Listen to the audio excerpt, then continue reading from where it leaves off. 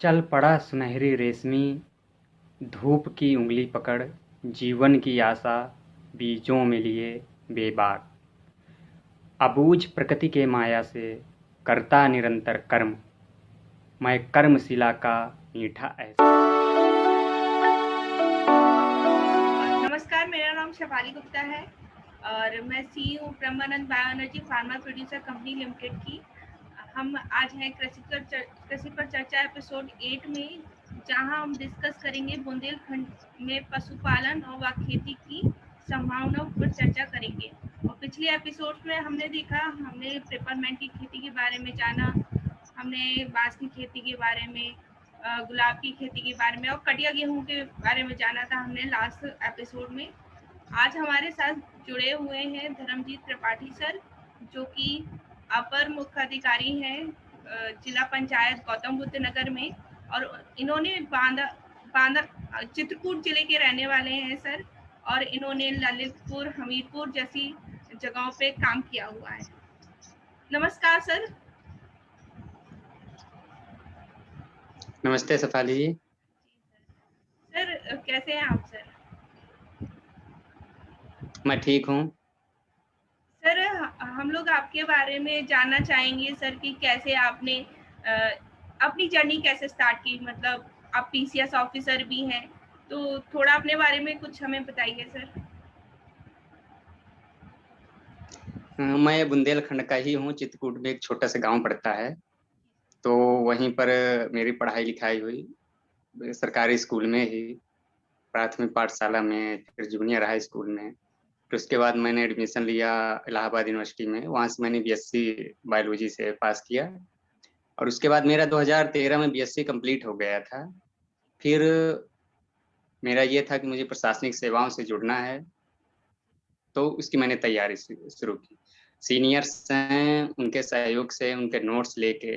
यद्यपि मेरा जो सब्जेक्ट रहा है साइंस के रहे हैं, लेकिन मैं अपना जो परीक्षा में पीसीएस में जो सब्जेक्ट लिया इतिहास और सोशल वर्क से लिया। तो इसमें मैंने बिना कोचिंग से तैयारी की, और सिलेक्शन के बाद मुझे लगा वास्तव में अगर सही रणनीति किसी भी काम में हो, वो प्रत्येक क्षेत्र में अगर हम सही रणनीति बना के और पूरे जुनून के साथ जो भी काम करते हैं, उसका रिजल्ट सकारात्मक ही रहता है। बिल्कुल सर, आपने बहुत बिल्कुल सर, ऐसे ही होता है हर फील्ड में। अगर जो भी आज की यूथ है, अगर वो रणनीति बनाते हैं, हम लोग भी सर रणनीति बना के काम करते हैं, तो जरूर सफल होते हैं सर। सर, जैसा कि हमारा आज का टॉपिक है बुंदेलखंड में पशुपालन और खेती पर हम संभावना पर चर्चा करना चाहते हैं, तो सर आप इसके बारे में सर कुछ प्रकाश डालिए सर। जी, जैसे कि मैं बुंदेलखंड में ही मेरा जन्म हुआ, वहीं पे मैंने अपनी पढ़ाई पूरी की, और मेरा प्रथम और द्वितीय ज्वाइनिंग भी वहीं पे रही। तो मैं पशुपालन और कृषि को बड़े मतलब नजदीक से जुड़कर देख पाया हूँ और समझ पाया हूँ। और बुंदेलखंड का हर एक परिवार कृषक परिवार है। अब चाहे वो अध्ययन करके प्रत्येक क्षेत्र में जुड़े, चाहे जहाँ भी, लेकिन वास्तव में मूलभूत से अगर देखा जाए, उसके परिवार के कोई ना कोई कृषि से जुड़े हुए हैं। तो वहाँ मैंने देखा कि मेहनत तो किसानों द्वारा किया जा रहा है। हम लोग काफी मेहनत कर रहे हैं, जो भी हमारे किसान बंधु हैं। लेकिन दिक्कत ये है कि समय के अनुसार या वहाँ की मिट्टी के अनुसार, पर्यावरण के अनुसार जो भी है, हम अपने व्यवहार में कृषि को नहीं जोड़ पा रहे हैं। यही कारण है कि मेहनत ज्यादा करने के बावजूद भी कृषकों को घाटा होता है, अनेक समस्याएं होती हैं। लेकिन जैसा कि मैं सभी वीडियो आपका देखा हूँ, इसमें जिन्होंने भी अच्छे लोग, इसमें आपने जिनको भी बुलाया, तो मैं कई ग्रुप से जुड़ा हुआ हूँ, गांव के ग्रुप से जुड़ा हुआ हूँ। तो कई लोगों ने सबसे ज्यादा गुलाब का जो आपका एपिसोड था गुलाब की खेती के संबंध में, तो काफी लोग पसंद किए। तो ऐसी चीजें हैं, मतलब कृषि को हम लोग आधुनिकता से जोड़ सकते हैं, नवीन तकनीकी से जोड़ सकते हैं।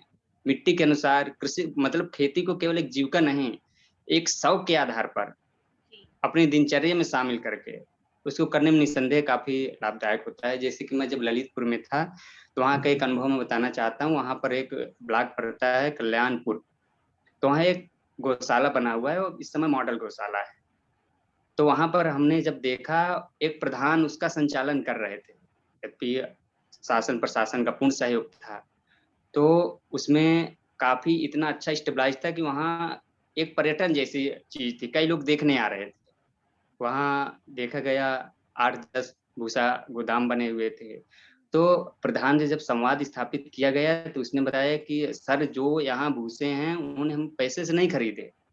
गाँव के जो लोग हैं, वो भूसा दान दे रहे हैं और साथ में वहाँ की जो जैविक खाद है, उसको ले जा रहे हैं और उसका उपयोग कर रहे हैं। और साथ ही उसने दिखाया किनारे की वर्मी कंपोस्ट केचुए से खाद बनाई जाती है, तो उसका भी उत्पादन कर रहे हैं गौशाला में। कह रहे थे दूर से भी लोग आ रहे हैं, कई लोग भूसा दान दे के, चारा दान दे के, ताकि इधर क्योंकि अभी आप देखेंगे 4-5 साल पहले काफ़ी समस्याएँ थी, अन्ना पशुओं को काफ़ी समस्याएँ थी बुंदेलखंड क्षेत्र में, किसानों की प्रमुख समस्याएँ थी। लेकिन अब कान्हा गौशाला, कांजी हाउस और अनेक गौशालाएँ स्थापित हुई हैं, तो उससे बहुत ही लाभ हुआ है, कृषकों को तो हुआ ही है और साथ ही अनेक लोगों को उससे रोज़गार भी मिला हुआ है। तो वहाँ का इंफ्रास्ट्रक्चर जब देखा गया, वो कहाँ एक बंजर ज़मीन थी, लेकिन गौशाला बन जाने के कारण वहाँ सौर पैनल भी स्थापित किया गया। कुछ बताएँ प्रशासन का भी सहयोग रहा, शासन का भी अनुदान रहा, साथ ही जो कंपनियाँ थीं, सीएसआर के तहत उन्होंने भी धन उपलब्ध कराया था। तो वहाँ का अनुभव मैं बताना चाहता हूँ, कितना मतलब अच्छा लग रहा था। एक बहुत ही बेहतरीन अनुभव हो रहा था और प्रत्येक अगर ऐसे ही सभी लोग जुड़े हैं, तो निसंदेह एक सकारात्मक इसका परिणाम होगा। और उसी के तर्ज में आप भी जान रहे होंगे आपके औता क्षेत्र में, हमीरपुर में, तो वहाँ भी उसी के तर्ज पर गौशाला की नींव डाली गई। अब वहाँ तो मैं नहीं हूँ, लेकिन काफ़ी तेज़ी से उसमें काम हुआ, अब क्या स्थिति है। लेकिन निसंदेह कृषि और पशुपालन बुंदेलखंड की ही नहीं पूरे देश की कहा जाए तो रीढ़ की हड्डी है।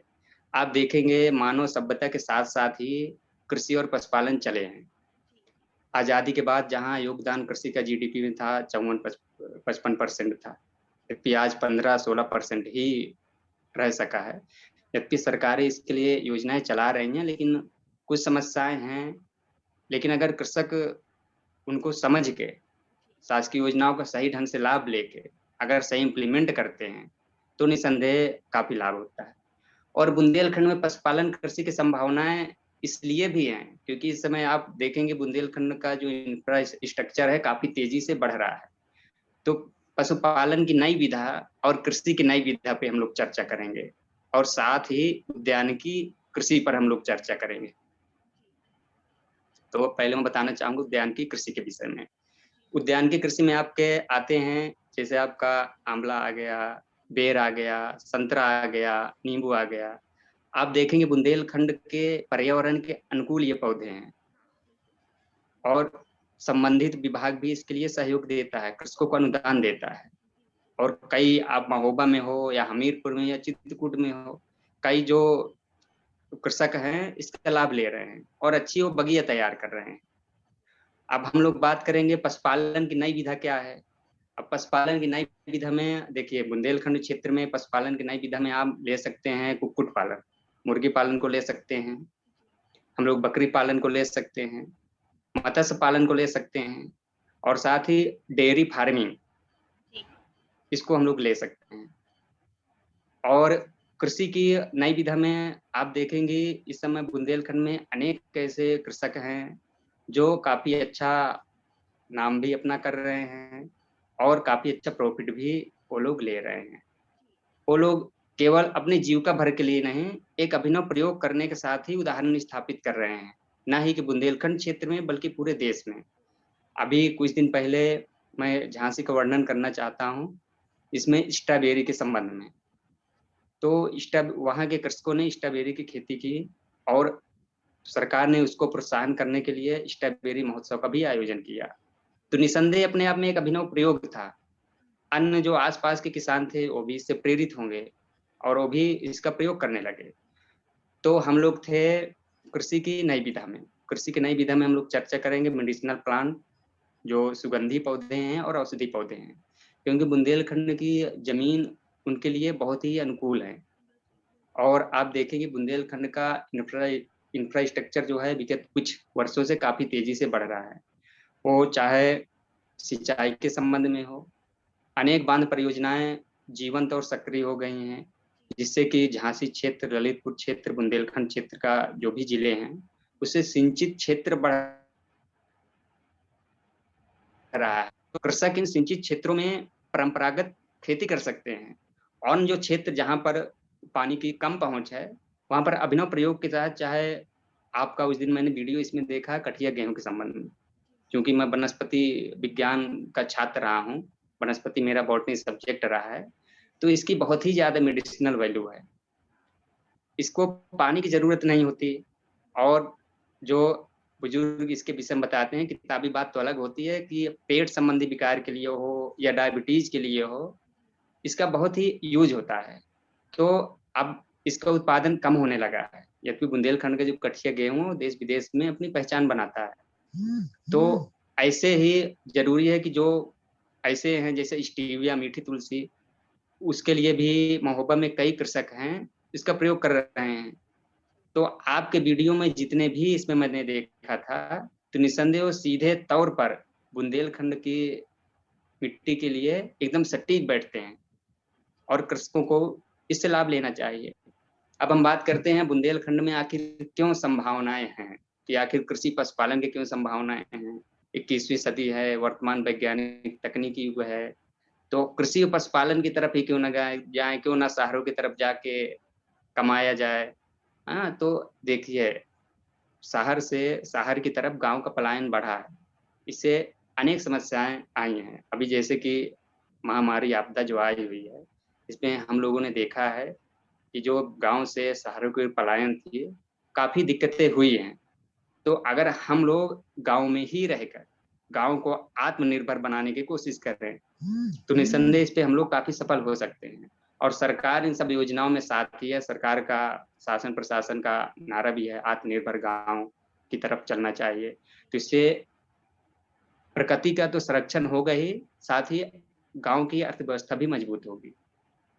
अभी केन बेतवा लिंक परियोजना, जिससे मध्य प्रदेश के जिले भी लाभान्वित होंगे, और बुंदेलखंड के ललितपुर हो या झांसी हो या बांदा हो या हमीरपुर हो, काफी सिंचित क्षेत्र आएंगे।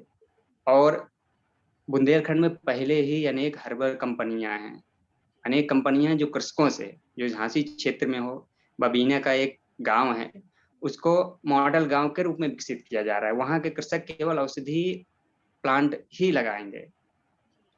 जैसे बबीना क्षेत्र, झांसी के क्षेत्र, वहाँ पिपरमिंट की खेती के संबंध में, ते पौधे ऐसे हैं कि कृषक इससे लाभ ले सकता है। बोने के साथ ही अगर सही ढंग से इसकी मार्केटिंग हो जाए, जो कंपनियां हैं, हर्बल कंपनियां हैं, मेडिसिनल कंपनियां हैं, जैसे कि अभी कोविड जैसी महामारी आई, उसमें काढ़ा एक रामबाण सिद्ध हुआ, वो लोगों की दिनचर्या में शामिल है, और यही हम लोगों के मेडिसिनल प्लांटों से आता है।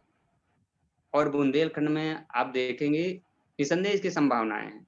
और अभी मैं एक दिन पढ़ रहा था, मुझे याद नहीं आ रहा, महोबा का कोई गांव है, कि कृषक कोविड काल में ही किसी कंपनी ने, उन्होंने तुलसी की खेती जो की थी, पहले ही पूरी तुलसी जितने उत्पादन किया उसे खरीद के बाद पहले ही कर दी। इसका मतलब वो ऐसे विपरीत परिस्थिति में है, लेकिन अर्थव्यवस्था का उन्होंने काफी अच्छा, उनको लाभ हुआ। और सबसे महत्वपूर्ण बात है कि निकट भविष्य में बुंदेलखंड पर्यटन क्षेत्र भी बढ़ने वाला है। आप अवगत ही होंगे कि बुंदेलखंड परियोजना, बुंदेलखंड एक्सप्रेसवे और डिफेंस कॉरिडोर, ये सब बन जाने के कारण क्या होगा कि निवेश बढ़ेगा क्षेत्र में, और बड़ी बड़ी कंपनियां भी आएंगी। बुंदेलखंड में पर्यटन क्षेत्र भी बहुत है, तो पर्यटन क्षेत्र को भी बढ़ावा मिलेगा। तो इन सब चीजों को दृष्टिगत रखते हुए अगर बुंदेलखंड के किसान निसंदेह उचित नियोजन विधि से, वह जो शासन प्रशासन द्वारा चलाई जा रही योजनाएं उसका लाभ लेके आत्मनिर्भर हो सकता है। क्योंकि जब बुंदेलखंड एक्सप्रेस वे या डिफेंस कॉरिडोर बन जाने के कारण बुंदेलखंड का किसान कहीं भी सीधे, क्योंकि परिवहन तंत्र का तेजी से विकास होगा, वो अपना कोई भी उत्पाद कहीं भी एक उचित बेहतर परिवहन तंत्र के सहारे सीधे राष्ट्रीय बाजार से जुड़ जाएगा। तो निसंदेह आत्मनिर्भरता का एक अच्छा द्योतक है। तो हमको ऐसे मौके पर जो कृषक हैं बुंदेलखंड के, इसका लाभ उठाना चाहिए। जी सर, आपने सर हमें काफ़ी सारी चीज़ें बताई हैं सर कि कैसे कैसे हम सर मेरी आवाज़ आ रही है सर? हाँ आ रही है, अरे सुन रहा हूँ। सर कि इससे इस वीडियो से किसानों को बहुत ही ज़्यादा फ़ायदा होने वाला है सर कि आपने बहुत सारी चीज़ें डिस्कस कर दी कि बुंदेलखंड में हम क्या-क्या संभावना है, क्या-क्या कर सकते हैं।